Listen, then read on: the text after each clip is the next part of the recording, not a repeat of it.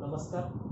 इयत्ता 9वीच्या सर्व विद्यार्थी आणि विद्यार्थिनींचं आजच्या या विज्ञान 1 म्हणजे सायन्स 1च्या ऑनलाईन तासिकेमध्ये मी सुधीर गोळे, उपशिक्षक, अहिल्यादेवी कन्या विद्यालय, आपलं सर्वांचं हार्दिक स्वागत करतो. विद्यार्थी मित्र, मागच्या तासाला आपण पाहिलं की equation describing the relation between displacement and velocity म्हणजे विस्थापन आणि वेग संबंधाचे समीकरण कसं मिळवता येतं हे आपण मागच्या तासाला पाहिलं. Also we have learn about the uniform circular motion म्हणजे एक समान वर्तुळाकार गती. त्यामध्ये आपण एक एक्झाम्पल पाहिलं होतं which is about the second hand of the clock म्हणजे घड्याळाचा सेकंड काटा जसा फिरत असतो त्याची असते एक समान वर्तुळाकार गती. And also we see some examples of pentagonal, hexagonal, octagonal path and how the direction will change as we increase the edges of the diagram. We have learned about the equation of the speed which is equal to circumference on time. Speed is equal to circumference on time म्हणजे चाल बरोबर परिघ छेद काल, that is v is equal to 2 pi r upon t. This we have learned in the previous session. मागच्या तासिकेमध्ये आपण शिकले होते. Also we have learned about the definition of uniform circular motion. Today we are going to learn about the determining the direction of velocity in uniform circular motion म्हणजेच एक समान वर्तुळाकार वेगाची दिशा काढणे. Here we have one activity which includes the circular disk. या ठिकाणी आपल्याला एक ऍक्टिव्हिटी दिलेली ज्याच्यामध्ये एक सर्क्युलर डिस्क आहे म्हणजे आपण याला भिंगरी म्हणू शकतो. Take a circular disc and put a 5 rupee coin at a point along its edge. Make it move around its axis by putting a pin through it. When the disk is moved at higher speed, the coin will be thrown off as shown in the figure. Note the direction in which it is thrown off. Repeat the action placing the coin at different points along the edge of the circle and observe the direction in which the coin is thrown off. म्हणजे आकृतीमध्ये दाखवल्याप्रमाणे एक गोल चकती घ्यायची, त्या चकतीच्या कडेवर एक 5 रुपयाचं नाणं ठेवायचंय आणि ही चकती वेगाने फिरवल्यास नाणे म्हणजे तो कॉइन जो असतो तो कोणत्या दिशेला फेकला होतो याचं निरीक्षण करा आणि ही कृती वेगवेगळ्या ठिकाणी कॉइन ठेवून पुन्हा पुन्हा करा आणि प्रत्येक वेळेस नाणं म्हणजे कॉइन कोणत्या दिशेला फेकले जाते याचे निरीक्षण करा. आता या ठिकाणी तुम्हाला आकृतीमध्ये दिसेल की जर कॉइन इथं ठेवलेला असेल तर तो या दिशेला जाईल सरळ, इथं जर कॉइन ठेवलेला असेल तर तो या दिशेला जाईल म्हणजेच ही काय असेल, ही टँजंट असेल, या पॉइंटला काढलेली टँजंट म्हणजे स्पर्शिका. इथं जर कॉइन ठेवला तर तो या दिशेला जाईल आणि या ठिकाणी जर कॉइन ठेवलेला असेल आणि चकती वेगाने फिरवली तर तो कॉइन या दिशेला फेकला जाईल. The coin will be thrown off in the direction of the tangent which is perpendicular to the radius of the disc. Thus, the direction in which it gets thrown off depends on its position at the moment of getting thrown off. It means that as the coin moves along a circular path, the direction of its motion is changing at every point. म्हणजे ते जे नाणे ठेवले असेल, coin जो ठेवलेला असेल तो वर्तुळाकार चकतीच्या त्रिज्येला लंब असणाऱ्या स्पर्शिकेच्या दिशेने जाईल. नाणे फेकले जाण्याच्या क्षणी ज्या स्थितीत असेल त्यानुसार ते विशिष्ट दिशेला फेकले जाईल. म्हणजेच नाणं हे वर्तुळाकार दिशेने फिरत असताना गतीची दिशा ही प्रत्येक बिंदूपाशी बदलते. म्हणजे जसं आपण नाण्याची पोझिशन बदलू, वेगवेगळ्या ठिकाणी ठेवू, तशा प्रकारे त्याची फेकल्या जाण्याची दिशा सुद्धा बदलणार. या ठिकाणी मी 4 पोझिशन दिलेले आहेत. अशा अनेक पोझिशन ठिकाणवर आपण ते कॉइन ठेवू शकतो आणि त्या प्रकारे त्या पॉइंट जवळ काढलेली जी टँजंट असेल, स्पर्शिका असेल, ती त्या कॉइनची फेकल्या जाण्याची दिशा दाखवणार. म्हणजेच या सर्कल या डिस्कवरती अनेक ठिकाणी त्या नाणं फेकण्याची दिशा ही बदलू शकते. या ठिकाणी काही सॉल्व्ड एक्झाम्पल्स दिले आहेत ते समजून घेऊया. Example number 1. An athlete is running on a circular track. He runs at runs a distance of 400 meter in 25 seconds. Before returning to his original position, what is his average speed and velocity? म्हणजे एक खेळाडू वर्तुळाकार मार्गावरून धावताना 25 सेकंदात 400 metre अंतर धावून पुन्हा सुरुवातीच्या ठिकाणी परततो, तर त्याची सरासरी चाल व सरासरी वेग किती असेल? आपल्याला ॲव्हरेज स्पीड आणि ॲव्हरेज वेलोसिटी काढायची आणि त्याचा जो मार्ग आहे तो गोलाकार आहे, म्हणजे गोलाकार ट्रॅकने तो धावतोय. मग या ठिकाणी व्हॉट इज गिवन, आपल्याला दिलेलं काय, जे काही दिलेलं असतं एक्झाम्पलमध्ये ते या प्रकारे लिहायचं. टोटल डिस्टन्स ट्रॅव्हल्ड म्हणजे त्याने पार केलेले एकूण अंतर किती एक्झाम्पलमध्ये दिलेले ते आहे 400 metre is equal to 400 metre. Total displacement म्हणजे त्याचं विस्थापन किती झालं. आता पहा, ट्रॅक हा सर्क्युलर आहे, म्हणजे ज्या ठिकाणाहून तो सुरू झालेला आहे, धावायला सुरुवात केलेली त्याच ठिकाणी तो पुन्हा आलेला आहे, म्हणून या ठिकाणी डिस्प्लेसमेंट 0 असेल, कारण त्याची जागा बदललेली नाही. एवढं 400 मीटर धावून आल्यानंतर सुद्धा तो त्याच जागेवर आला ज्या ठिकाणी त्याने सुरुवात केली होती. मग अशा वेळेस डिस्प्लेसमेंट जे असतं ते 0 असते, म्हणून total displacement is equal to 0 as he returns to his original position. म्हणजे तो पुन्हा सुरुवातीच्या ठिकाणी येत असल्याने त्याचं विस्थापन 0 मीटर असेल. Total time which is given 25 second, एकूण लागलेला वेळ 25 सेकंड आहे. मग आता ॲव्हरेज स्पीड आणि ॲव्हरेज वेलोसिटी आपल्याला काढायचं आहे, सरासरी चाल आणि सरासरी वेग. मग आता सुरुवातीला आपण सूत्र पाहू.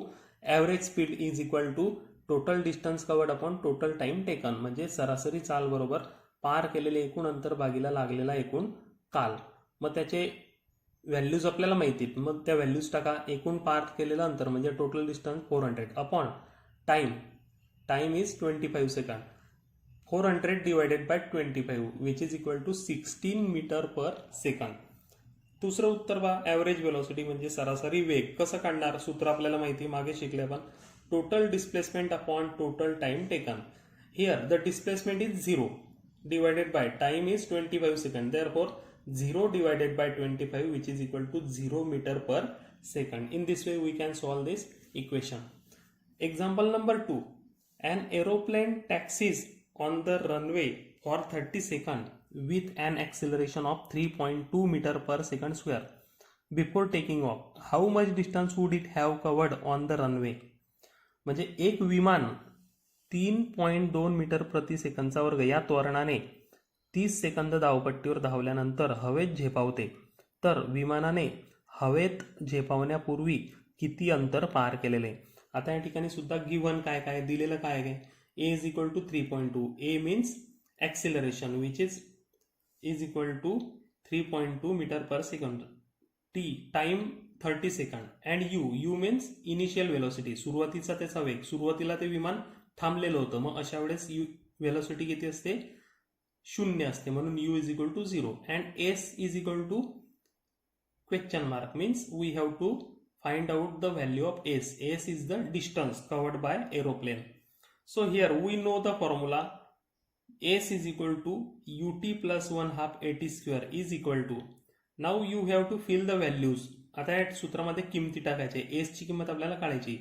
यू ची किंमत आहे 0, ती इथं टाकलेली आहे. T multiply by t which is equal to 30. T ची किंमत आहे 30. वेळ लागेल, किती वेळ लागला, 30 सेकंद. प्लस 1/2 मल्टिप्लाय बाय ए ची व्हॅल्यू आहे 3.2, इथं टाकलेली आहे आपण.